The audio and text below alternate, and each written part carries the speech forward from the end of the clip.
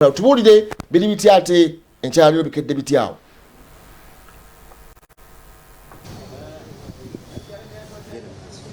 Yes, omuleba so TV tugenda maaso n'okutuusaako ensonga z'ebigezo ebitambula mu ggwanga. Olunaku lw'eggulo abayizi batandise bulungi nnyo era n'olunaku olwokubiri tuli wano Ward Kampala ng'eno main center mu Kampala egaba ebigezo abasomesa nga boolaba batuuse dda wadde bafunyemu kigoye weezemu omutonotono okuba nti exercise negenda maaso bulungi nnyo. Olunaku lw'eggulo ate abayizi basobodde okukola amasomo kubadde physics ne kubeerako ne art. Ng'olunaku olwaleero tubasuubira okuba nga bagenda kukola essomo erya chemistry saako ne music. Olunaku olwokusatu bagenda okukola mathematics paper emu then akawungezi bakole mathematics paper eyokubiri ate nga ate olwokusatu bakole ne biology mu mbeera eyo nga bwe tugezaako okusiigira ekifaananyi gwe munnaffe alaba mu kaseera kano. Wano we tuli ate ba school invigilators batuuse dda era nga balinda bulinzi office be nga ziggulawo exercise be nga egenda mu maaso nga bwe tugezaako okusiigira ekifaananyi gwe alaba mu kaseera kano. Kirabise nga exercise etambudde bulungi era nga bwegezaako okukulengeza abamu ku bo abatuuse dda nga boolaba gwe munnaffe oyo mukyalo. Yes madam. Good morning. Morning to you.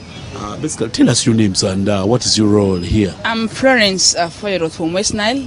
I've been deployed at Old Kampala Station as a scout. We had physics yesterday and fine art. We didn't notice much problem as per the start. We are hopeful that nothing will go wrong as well today. Today we have physics practicals. We are hopeful that everything will be okay. I went to Citizen College School. I also went to Kampala SS. I didn't notice a case of malpractice.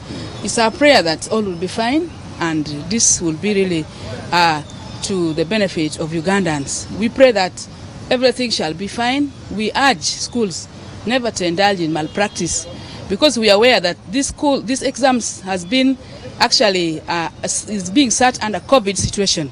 Therefore, just like the Executive Secretary UNEP said, exams this year is quite special because it is COVID exams.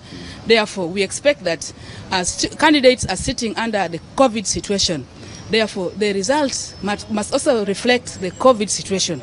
Therefore, we expect no malpractice. Whatever result will come, decision will be made from the higher authority, and that will be it. So when malpractice comes and some students score highly, that means the COVID result situation will not be reflected.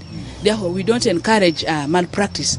We want to sit under the COVID situation. Decision will be made by the authority concerned. There's been a lot of concern with the level of exams we're going to set and the cutoff point. Do you think there's going to be some bit of consideration because of the current situation in terms of the marking and even the toughness of the questions that are going to be posed before the students? The examination is a standard. They are standard papers. To the best of my knowledge, they are standard papers. There has been no reduction in the standard. The candidates are sitting standard papers. They have been duly prepared. Therefore, we expect them to pass under normal circumstances. Whatever reflection will be there in the result, UNEP will see it and will make decision about it. But there has been no reduction in the standard. As far as the standard of examination is concerned, it is a standard paper. Yeah. Thank you very much. Ono y'omu ku bascout abagenda maaso n'okukola omulimu wano nga bwe tugezaako okulaga wano Ward Kampala ku main center era nga gwe munnaffe alaba mu kaseera kano exercise egenda mu maaso bukwakko. Yes, Sebo, how are you? Good morning. Good morning to you. How is the going? Are you a school teacher or you are also a scout as well? I'm a head teacher. Yes. Which school is that? Sure Public Secondary School. Where is it located and is it a private school or government school? It is a private school located in Ibira. Oh, Ibira. Wakiso district. Tell us about this exercise. This is the second day. How has it been? The exercise is okay. There is no problem yet. There's been a concern with the public schools in terms of this entire COVID situation. How has it treated you? Of course, badly, because we get our money from students. So when there are no students in school, then of course we have no income. So it has been a tough experience with our teachers and the entire process within the school. The Ministry of Recent came up with SOPs, some directives and guidelines. We are hearing reducing the number of students, then the use of sanitary towels, the use of masks. From your observation, you as private schools, how have you found these guidelines given to you? We are trying, but the reality is that things are not easy. it is not even easy to implement those standard operating procedures. First of all, the children are not used to such a things, even us old people. Putting on a mask a full day is not a simple thing. No one should deceive you that our children, all of them are doing that. It is not possible. Then secondly, the bringing of classes one by one is equally causing more damage to the institution, because you cannot run a school on one class or two. It's not easy. So it is quite challenging, and we are there, but on very hard ground. What do you have to say about this phased opening, P4, P5B opening? Has it also affected you in the management of the schools? Definitely, yes, because if you have one class, senior 3 and senior 5 running a school, you are collecting very little income, but you have the whole big staff. All people have to come and work, and you have less income. So we have even loans. So when you have loans to pay and you had a schedule to pay, for instance, termly a given amount of money, like 15, 20 million, and then you are going to collect money from one class, it becomes very cumbersome. Of recent, some of your leaders came to Parliament asking for financial assistance or government interruption in terms of loans. Has there been any assistance of recent now? Personally, I have not seen any assistance from government, and neither do I expect it anyway. I don't expect any assistance from this government, because if it was to be done, it should have been done long time ago. We have been under the lockdown for almost now a year. So personally, I don't have hope. Sebo je bale ko sebo. Kale baba no je bale ko sebo. Tubuliye ko kumanya goli scout oli mukubasebo. Nze mpitibwa habarugira Deus. Era ndi head teacher wa New Kabale Busega High School. Esangibwa mu Busega ngo ise Rungujja Kibumbiro oba ngo ise ku roundabout, then oyambukira Kasumba Square we bakola akatara kapya. Awe tusangibwa tuyingidde onako olwokubiri olw'ebibuuzo. Olwasoose lutambudde lutya? Ogeza ku olwasoose terwabadde lubi, twabadde twetegese bulungi, ebikola byonna twabadde nabyo, era abaana nga tubategese bulungi, era tetwabadde na buzibu bwonna, ekintu kyatambudde bulungi nnyo. Tuli mu kaseera kana kokola ebigezo ng'abaddewo ekisoomoozo ky'ekirwadde kino. Gavumenti ezina amateeka okulaba nti amasomero gaggulawo. Mu kulaba okukwo kino kyekyandibadde ekiseera ekituufu oba twandibadde twaggulawo emabega?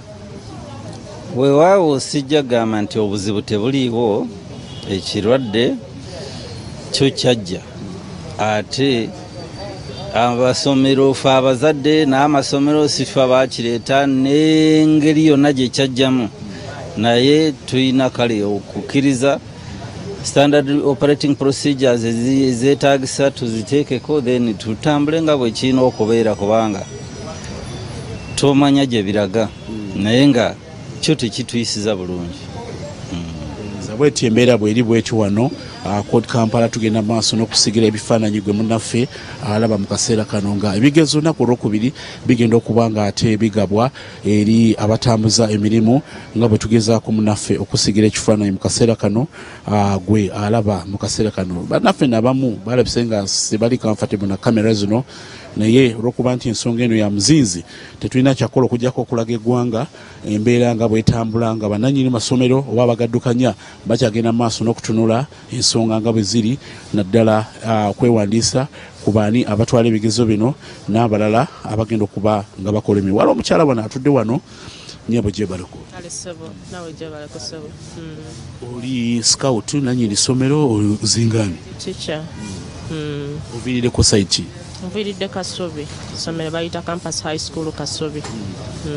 Olunaku luno olwokubiri tubuliye kumanyako, then osooka otunyonyo olunaku luno olwasoose lutambudde lutya? Nze bampita Nabiryo Ezaamu nga nkulembera essomero lye bayita Campus High School Kasubi. Olunaku lwasoose terwabadde lubi. Ebintu byonna byatambudde bulungi, ebibuuzo ffe twazzeewo ne tubikima ne tubisoma mu budde, era ne tubitwala abaana ne babikola mu budde ate mu bulungi, era n'olwaleero lukedde bulungi, tukkiriza buli kintu kyonna kigenda kutambula bulungi kubanga tulina chemistry practical gye tugenda okukola kati.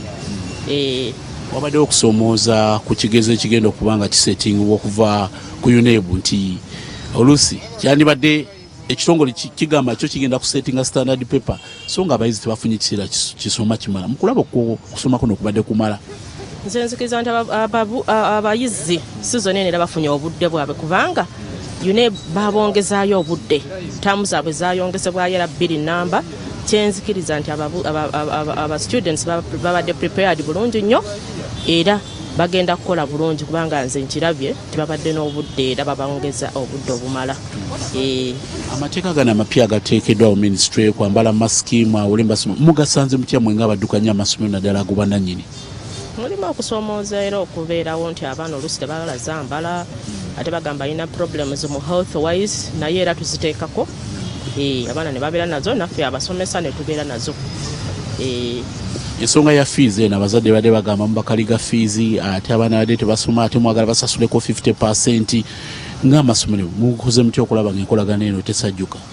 Ffe ng'ewaffe tubadde friendly nnyo ku bazadde era bamu bakoze n'ebibuuzo nga tebaana banakumalayo kubanga tumanyi nti babadde mu buzibu nga tebakola era abazadde abamu bafiiriddwa emirimu naye ffe tubadde friendly tubakkiriza bamu abatanda bakumalayo ne bakola abamu ne basasula mpola mpola nekikwasaganya bwe tutyo. Gavumenti yali ezina enteekateeka okubayambako bawa kasente abalina amabanja aga banka interest zikendeereko owuliddeko ku buyambi bonna bamugenda okufuna ministry mu kaseera kano? Tetunnaba kiwulira era tukirinze gavumenti bwabanga ina enteekateeka y'otuyamba tukirinze tukirabe era tukisaba nti Katonda atubeere gavumenti etuyambe. Embeera bwetyo bweri wano ate wano ku ebiseera era nga wano ku Kampala ensonga y'ekigezo bwetyo bweri okuba nti ku makya bateekateeka okubanga bakigula mu butongole ate okubanga ate tuyingira olunaku olwokubiri ng'abayizi bagenda okukola essomo erya chemistry sako ne fine art nga bwe tugenda maaso okusigira ekifaananyi gwe alaba mu kaseera kano. Tetujja kusobola kutuuka mu ndeeri olw'ensonga z'ebyokwerinda nti ensonga zino ziri a bit confidential naye nga gwe munaffe alaba zino zempapula ate ez'amasomero gagenda okubanga bazijuza babe nga babakkiriza oba n'ebimu ku bibuuzo bye byolengera wakati ebiri sealed mu mbeera eyo nga boolaba olw'ensonga z'ebyokwerinda kirabise nga ate omukulu naye ali bit uncomfortable okwogerako gye tuli ensonga zetutanaba kumanya lwaki ate ebintu ebimu nga bino bifuulibwa okuba nga biri confidential okuba nti ate tebikulwa eri bannansi kumanya tetumanyi nsonga lwaki naye tugezezaako nga bwe tusobola okuba nga ate tumusinkana tunyonyole kyasobodde okutuwa kwe kuba nti atuwadde ku basomesa baddewo okubaako kye basharinze naffe bwetyo embeera bwetambudde wano ku Kampala ensonga olunaku olwokubiri bwetyo lutambudde ng'abayizi bagenda okukola chemistry saako ne music essomero erya music erigenda okusomwa olweggulo tukitegeddeko nti ebigezo bino bigendagenda paka ng'ennaku z'omwezi 15 mwezi ogwokuna bwe bigenda okuba nga bifundikira n'amasomo ag'enjawulo nga bwe tuzze tukulaga gyevuddeko emabega mwami Adong atwala ekitongole kya UNEB yategeezezza nti bagenda kusettinga olupapula luli standard newankubadde ng'embeera ebetyo bweri naye bo bagamba nga UNEB balina okukuuma standard ey'ekigezo n'okukuuma ebyenjigiriza bisigale nga biri ku standard okubanga ate omutindo tegwa wansi. Ndi Neerias Sejabbi tubadde wane Isaac Kyagambiddwa kutuusako ensonga zino nga bizitambudde mu Omunnyo Ku Makya nze Grace Segirinya ku lwa munaffe Robert Mutibe tasobodde kubeerawo oluvannyuma lw'okufiira maama we tugenda kubanga tuddamu okusinkana ate olunaku olw'enkya okulaga embeera nga bwe ziri. Katuddeyo mu studio eri bannaffe Muhammad Wamala saako ne Fede Nabwire bagende maaso n'okutuusaako Omunnyo Ku Makya mwebale nnyo. Twanze nnyo Grace Segirinya ate ne